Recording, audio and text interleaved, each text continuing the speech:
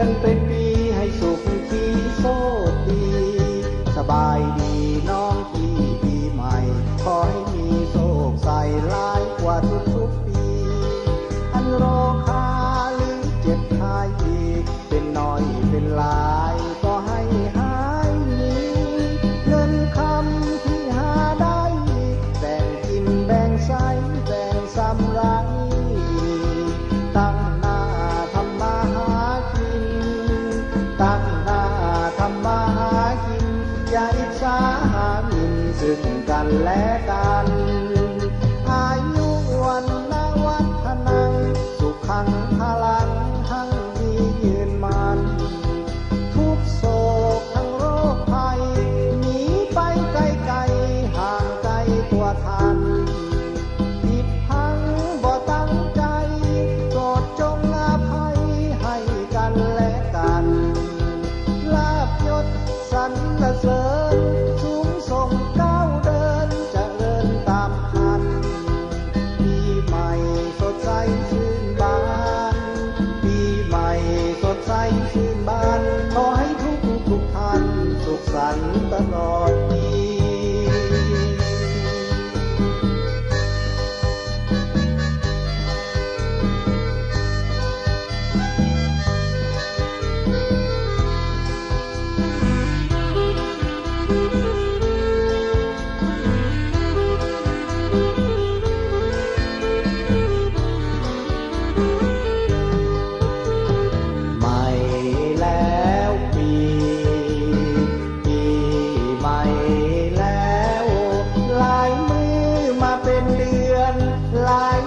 เป็นปีให้สุขขีโชคดี